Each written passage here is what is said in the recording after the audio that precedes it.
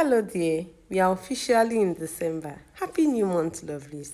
And in December there are a lot of ball dresses to be made for kids because December is festive season.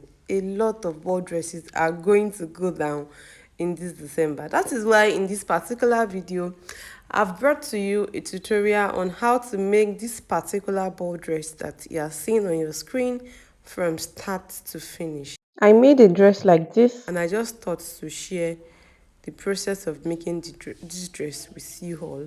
So if this sounds like what you're interested in, come along with me without talking too much. Let's jump right into it. But before then, my name is Oluwatosin, in case you are hearing my voice for the first time. So right here are the fabrics we are going to be using. This is plain crepe, which is the main fabric. Then this is doll face, which is going to serve as the lining. This is what I'll be using to turn the flare parts of the dress. You have to get a matching color for this particular style because it's going to be showing from the back of the dress towards the down, and then I'm going to be using this as my lining. Then we are also going to be using, I'll be using lining to turn because the way I'll be sewing it is going to be invisible sewing. So I'll be using lining to turn everything inside when I'm done.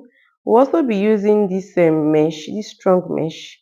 This is a very, very strong mesh, not this one. This one is soft. And when you wash your dress just once, it goes down. But this other one doesn't go down. Then we'll also be using big size crinoline.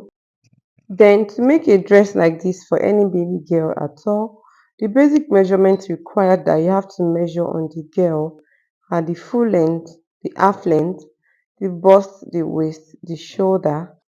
For the full length, you have to measure full length for back and front. I mean like the long dress length as well as the short dress length because of the nature of the style. So moving ahead with this knowledge, they are going to be measuring our bust and then we'll be adding 10 inches allowance.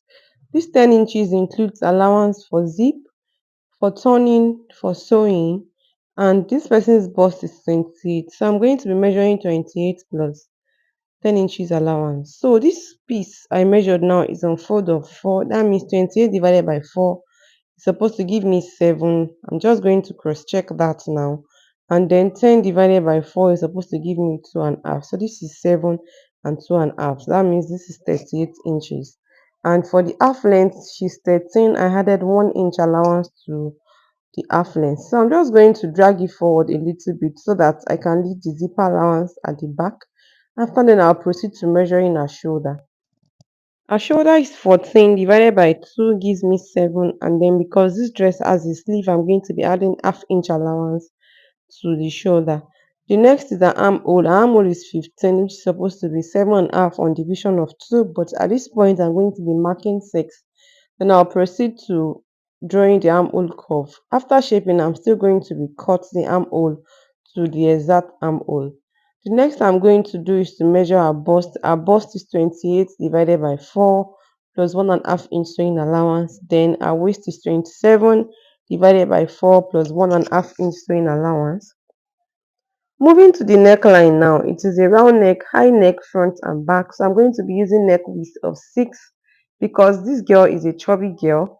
So I'm going to be using neck width of 6. If the person is not chubby, you can proceed to using 2.5, and then neck depth of 1.5 for back and 3 inches for front, and they are both round neck. I'll be slanting the shoulder downward with half inch allowance. I just put that mark on my fabric so that I can easily identify the right from wrong, and then I proceeded to placing it on the lining to trace it out. It is that simple.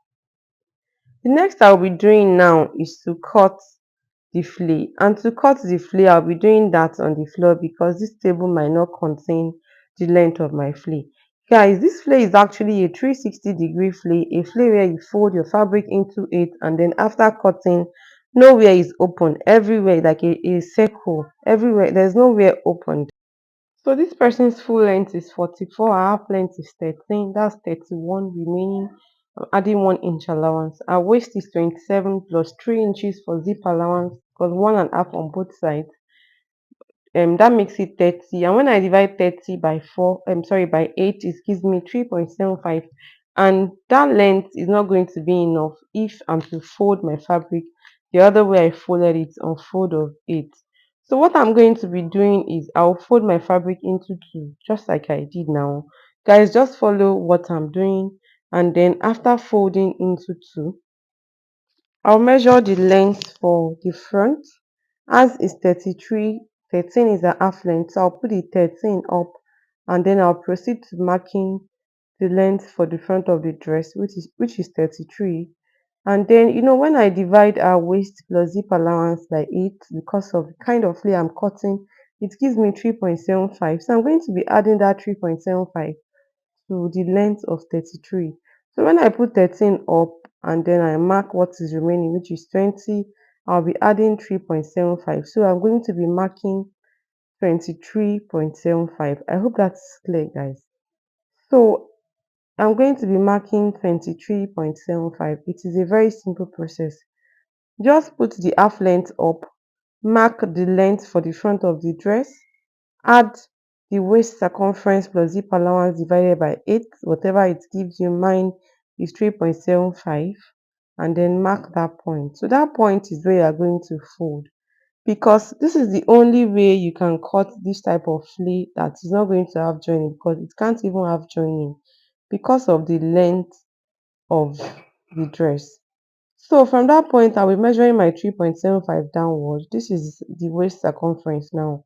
Measure my 3.75, and then I'll measure it like two or three places, then I'll connect that into an arc. The next thing I'll be doing is from that point, I'm still going to recheck the length for the front. So I'm going to put 13 up, which is the half length. Then when I measure, you will see that what I have is exactly 34. That's for the front. So for the back now, I will extend my measurement downward and proceed to measuring a 45, a 44 plus 1 inch allowance to make it 45. The 1 inch allowance is for turning and for joining it to the half length. I'm just going to measure the 45 all around. I'll measure it all around till I get to like this side, the part that falls on the side of the dress. From the part that falls on the side of the dress and then the front, I'll be using the same length, which is 34. Hope you guys get what I'm saying. Then I'll proceed to cutting it out. After cutting it out, I'm now going to remeasure what I have here, and whatever I have here is what I'll measure on the side till I get to somewhere close to the back of the dress. I hope you guys get. And I'll just proceed to trimming that out. It is a very, very simple process.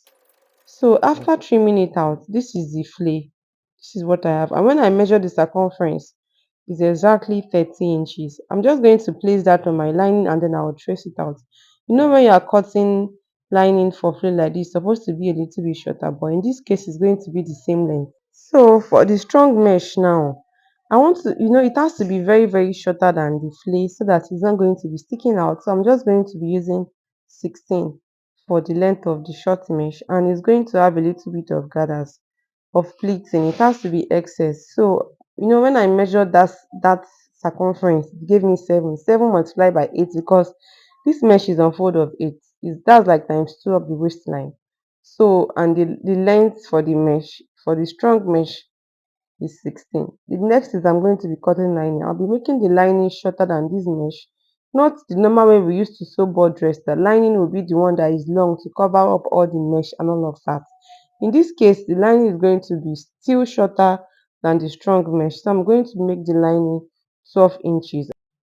And the lining is going to have a lot of gathers. So I just folded all the fabric would fold so that I'll have a lot to gather inside to make the dress more puffy.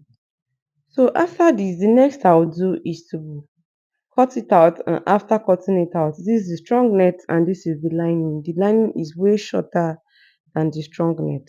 So for the belt now, this belt measures 25 by 7.5, and then I'll fold it into two and trim out the pointy side of the belt, and that is it for the belt.